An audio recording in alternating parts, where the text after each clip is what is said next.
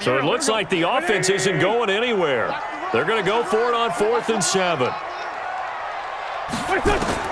They do go for it. It's Wentz. And a big loss here as he's taken down.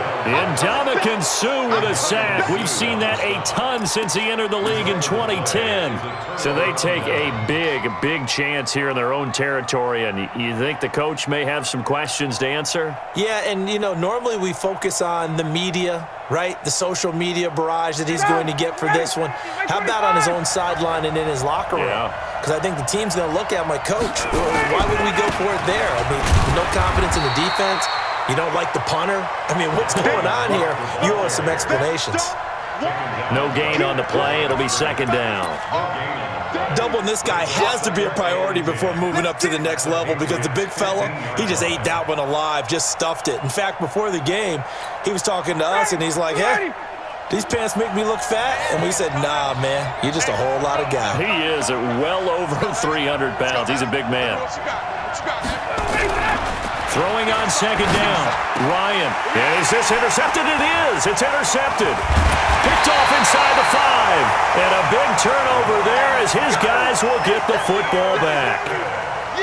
Brandon, this is why golfers do their best to never count a score in their head before the ball goes in the cup. This looked like a slam dunk for points on this drive, didn't it? Instead, they throw an interception, and they're going to come away empty. New England with a 1st down as they begin the drive. And this offense last time turned it over, went for it on 4th, didn't get it. They're lucky, though, because no points against the team on the board, but we'll see how they respond. Yeah, they've got to get a lot of credit to their defensive teammates, don't they? They had their backs on that last series, and because they did so... Oh, and he's not going to make it out of the end zone. The push too strong, and that'll be a safety. And you know, the man who sat in my chair the last few years, he has a theory. These plays, these safeties, they're so rare. Maybe they should be worth more than 2, maybe 4 points. I think he's got a great point. I really do, Brandon. But I would go ahead and up it to 6. I'm a former defender. To me, that's like scoring a touchdown. Easy now. I'll go 4. I don't know about 6. Come on. Come up to 6. A lot of points.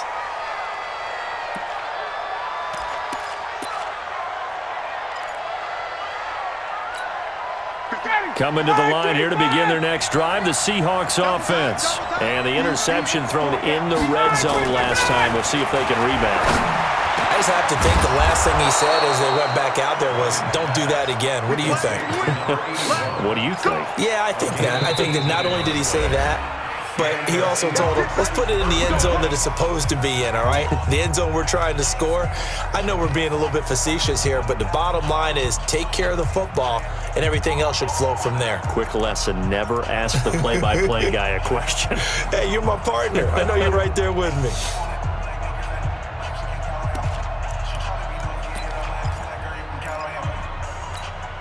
Coming up at halftime, we remind you once again that we're going to check in with Jonathan Coachman in Orlando. He'll have stats and scores from around the NFL as we reach now, hard to believe, the halfway point of the season. Time flying. Yes, sir. Nowhere to escape, and he goes down. DeMarcus Lawrence in there to drop him for his 11th sack of the year. The amount of sacks that they've absorbed in this game is absolutely extraordinary. Let's just face it. This offensive line, flat out, cannot handle this pass rush. It's been demonstrated time and time again. They come up on 2nd and long, and the pass protection just has not been there this afternoon. Now it's Ryan. He's going to let this one go for Latimer. And it's knocked away and incomplete. Cody Latimer, the intended receiver. But now it's 3rd down. And Charles got to like what this defense has been able to do these last couple of plays. Yeah, they get the sack on 1st down, then they force the incomplete pass. Now they're just a play away from getting the football right back, but it's a big play. They've got to hold up.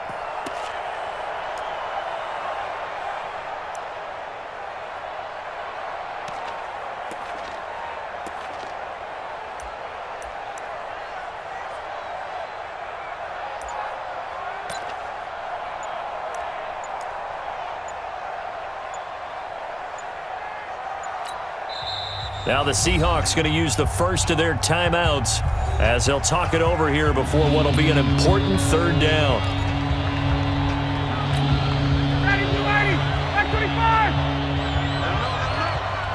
Let him know.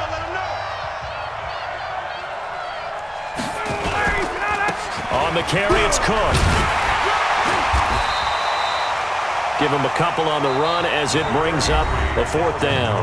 Now the Patriots will use the second of their timeouts as they'll head to the sideline and talk over what to do next. Here's Thomas Morstead on now to punt it away on 4th down. Back deep, Travis Benjamin.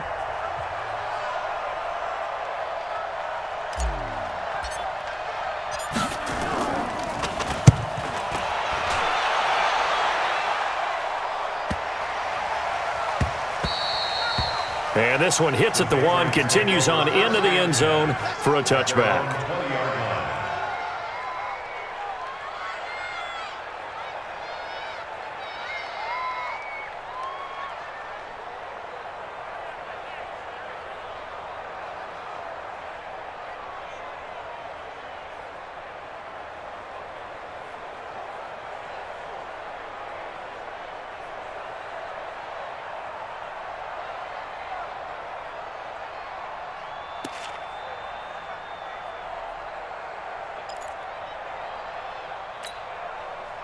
The Pats at the line, ready to go. And now with still more than a minute to go in what's been a tight game, you figure we'll try to see them move the ball downfield. And remember, they get the kickoff to start the second half, so this is a golden opportunity for them to go down there and put up a couple of sixes back-to-back. What a momentum swing that would be. Yeah, you might be able to get a 2-for-1 without ever even giving up the football. At the 26-yard line. From the 26, they'll line up on 2nd and 4. The Patriots will take their 3rd and final timeout as they get the stoppage with a little over 50 seconds to go in the first half. Here we go, back man. 280! Run. 58 to Mike, 58. Here, shift. Here we go. Extra train 57. 58 to Mike. Hey, come on, now. 58, right over there. Yeah. Mike, 58, right there. Looking to throw again on 2nd down. Wentz. His throw incomplete. Deebo Samuel was the intended receiver, and it's 3rd and 4. This defense has been very disruptive early on as they force another one to go awry. Seems to be the front and the back end. Pass rush, they've been able to get home, and they're taking the ball away in coverage as well. I love how you put it together. The front and back working in sync, only way to play good defense. I'm coming for you, mine. Two jet. And 58 is the mic. Go 58 is the mic. Come on, baby. Come on, let's go. Go. From the gun on 3rd down, Wentz.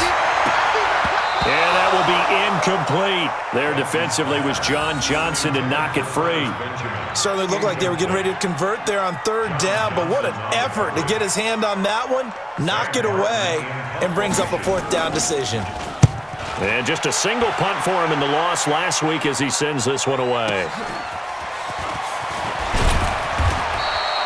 A good return there, call it 13 yards. And it'll be Seahawk football, 1st and 10. At their own 30-yard line.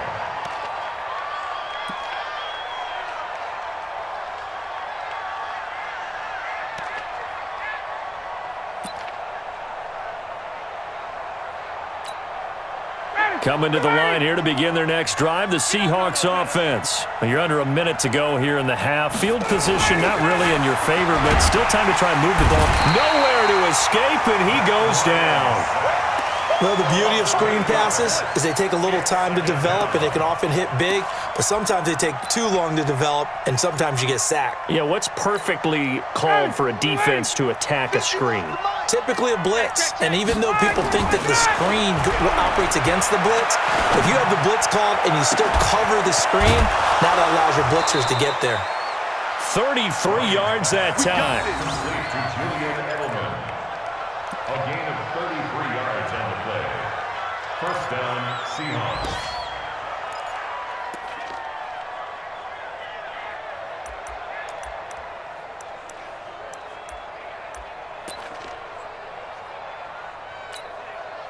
So the big play moves them all the way across midfield. It's 1st and 10 from the 45. Final play of the half. It's Ryan. And he's going to go down. Couldn't get a throw off with the pressure. Maybe that was for the best, as that brings us to the end of this first half of play. So we've come to halftime at a 5-point game. As we'll get you down the coast to Orlando for Jonathan Coachman at our EA Sports Halftime Report. Coach. All right, Coach, thank you, and we welcome everyone back for quarter number 3. The Seahawks with the advantage, and they get the football first as the second half is underway. This is fielded at the goal line. And he'll get across the 20 before he's brought down at about the 23-yard line.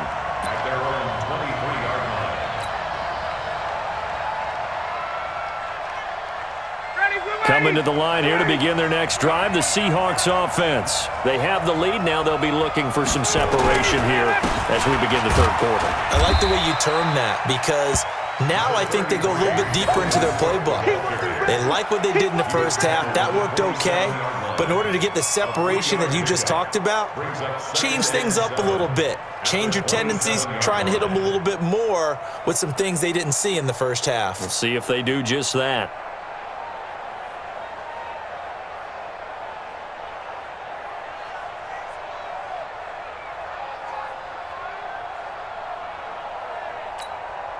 The last run got 3. Now here's 2nd and 7. Hey, let's go. Watch the run. 51's the mark. 51's the mark. They run it again with Cook. A 1-yard gain there following the 3-yard pickup on first down. Tough first half for him, unable to put up the numbers he's used to producing. But with a guy like him, you and I both know it just takes a couple of explosive touches for him to make an impact on this game and on the stat sheet as well.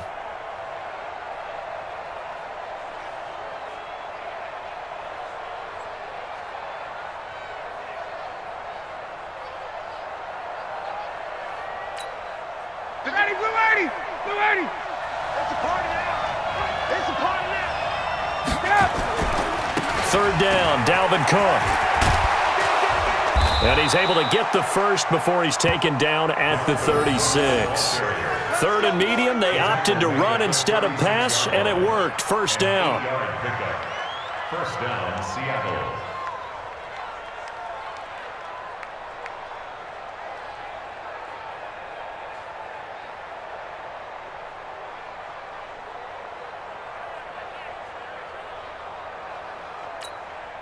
Following the good run by Cook, here's another 1st and 10.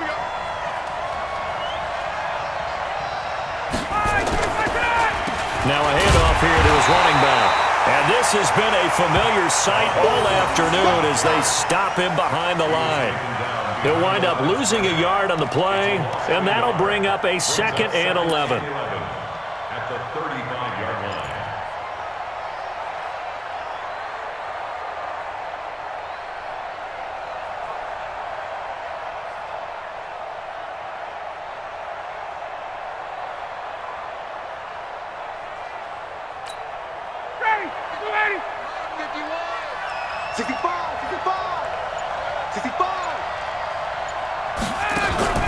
Off the play fake. Here's Ryan.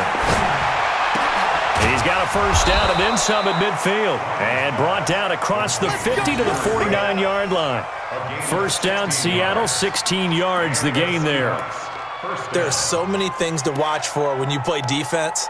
And reading your keys, you always hear about that, and having your eyes in the right place. Sometimes your eyes can fool you. How about that play action there? And it sprang the big guy, didn't it? Able to dump it over the top to him.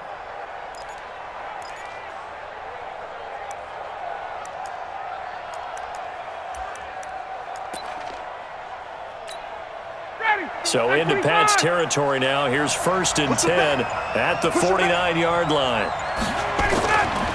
Now Cook running right.